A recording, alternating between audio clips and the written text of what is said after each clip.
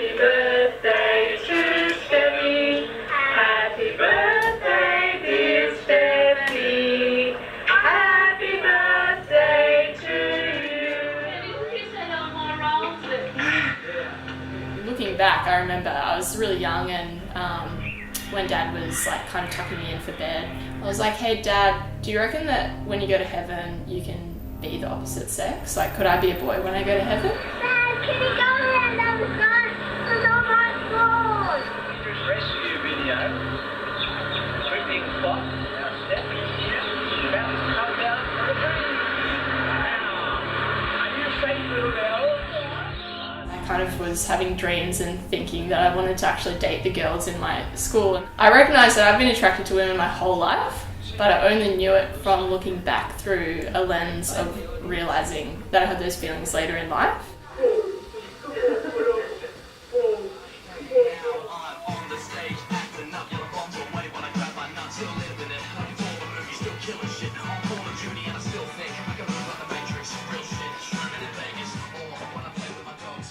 There's a verse in 3 John that says that I have no greater joy than when my children believe. Isn't that sweet? That's sweet. Yeah, so it's pretty special to see your children grow up to know the Lord, because the Lord's very special to us. So it's great to see the Lord being very special in your kids' life too. So that's pretty close. So that's why Gail's having a little tear, you see, because it's all pretty special. Sit. Sit. Shake. Other one. Good girl. There you go. Hey Mum and Dad, we'll be back soon. See you soon. Bye. So Steff's my little sister. Me, I've always had, you know, the control in the, you know, growing up. I could always tell her what was cool before she knew. I could tell her what bands to listen to. I could tell her what pajama pants were cool to take to sleepovers, to her standing on her own 2 feet, being her own person. And then as time's gone by, just seeing things that she does, and I'm really impressed by them and really proud by what she does. When she was in about year 3, I remember she came home and said, "You don't need to worry anymore. I've accepted Jesus," which was very cute. Hey, sweet. How good is that in year 3? Driver was like running late, and so he's like called up. He's like, "Oh hi, Dave here. I'm completely lost." Dave, our crazy bus driver. Yeah, boiling water on those little thingy things. Little thingy thing. These things. I grew up feeling like you couldn't be gay and be Christian. That's something that God doesn't want you to be. And so when I realised that it was something that was going to be with me for the rest of my life, that I couldn't get rid of what I was doing. I feel like previously to that, I was like, all you have to do is just not act on this. All you have to do is just try not to do those actions. But then when I realised, no, this is something that's intrinsic to who you are. You always have these attractions. It's something that you can't change about yourself. Like, this is going to be part of your identity for the rest of your life. Like, I don't know. It was kind of like an oh shit moment, really. Like, what do I do?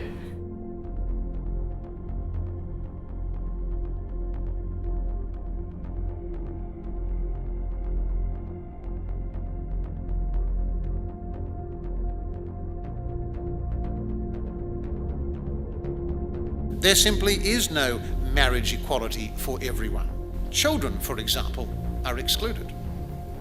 Couples within prohibited relationships, such as siblings, are excluded.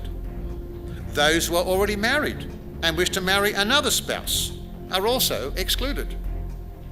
Yet we are the ones portrayed as being discriminatory. Being a gay Christian in a church that doesn't really accept who you are, particularly when you are in a relationship and you think, no, there should be more conversation about this. And I actually don't think that what you're saying is right. So on top of that, see that that's happened to other people and think, guys, like we need to, like, can people just like seriously just wake up and see that we're doing a bad job? Hi, we're in the Hunter. Yeah, cool. so There's a fountain right here. Do something hectic. Do like a dirty dance. Oh, yeah. Run in and do the dirty dancing. Yeah. Let's do that. Get out of here.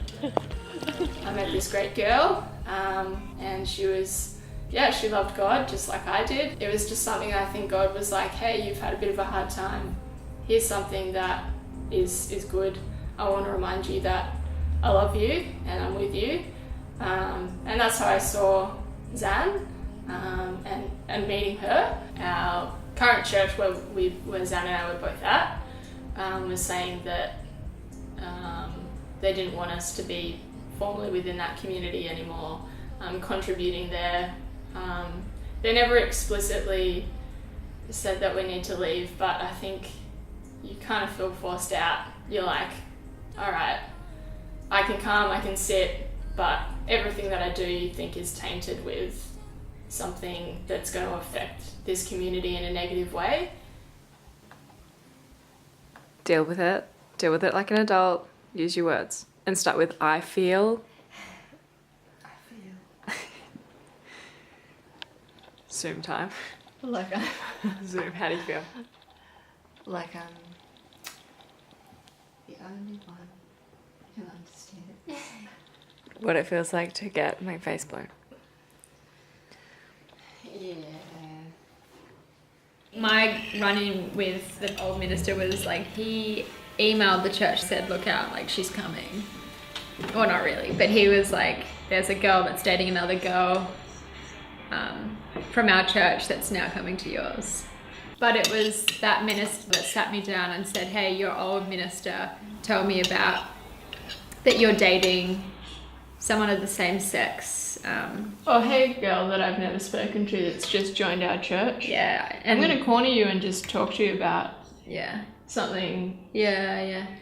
completely personal and totally unrelated to me. Yeah.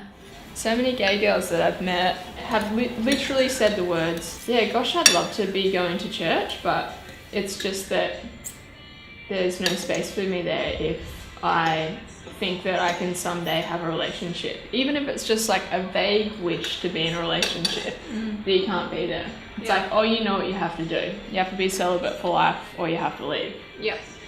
Like the hardest thing was seeing Zan question God and question God's love for her and question his grace for her.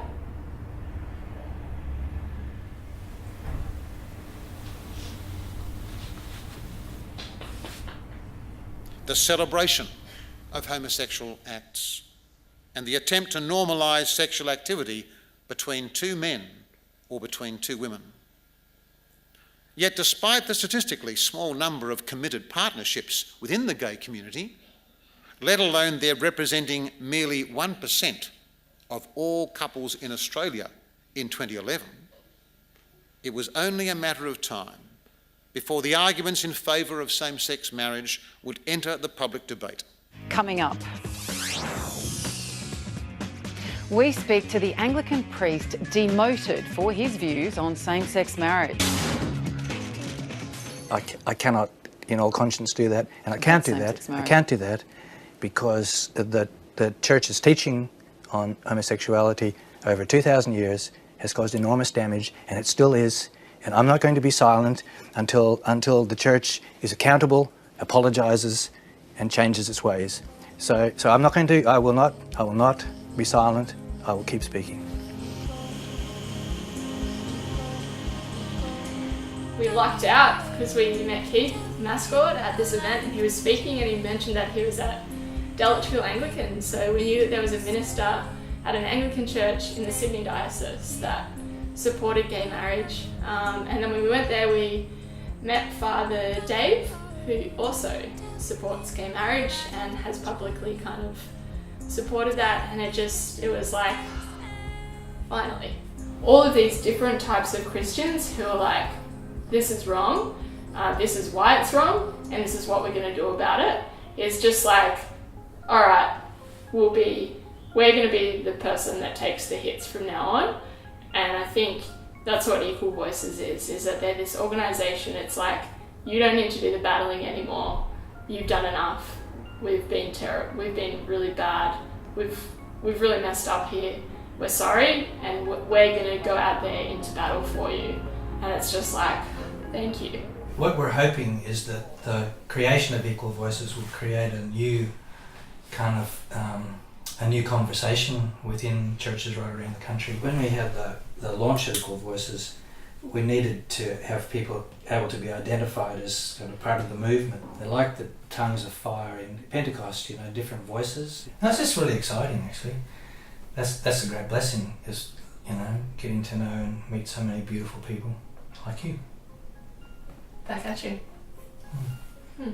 I think it's a constant struggle to be humble and to absorb all of this stuff from different people that are quite judgmental or perhaps not really listening or understanding what their words are doing and saying. She continues to have conversations. She continues to love. She continues to realise that we're all imperfect beings and that no one's not worthy of being listened to. She will continue to be this light for people who might feel like perhaps God's love is not for them. And I think sometimes the church can do that, can make people feel like perhaps God's love is not for certain types of people, and that's just not the case. And so Steff is this little shining light of saying, I'm gay, I'm in a relationship, I'm a Christian. First and foremost, I'm a Christian, and God's love is for me, and God's love is for you too. It's hard. So I know that she will continue to be that light for people who may have felt hurt by the church or by Christians, and that they will know that that's not God. That's not God speaking. That's imperfect humans speaking, and that God's love is for them. And so I know that she will continue to be that light, and that for people to know that God's love is for everybody.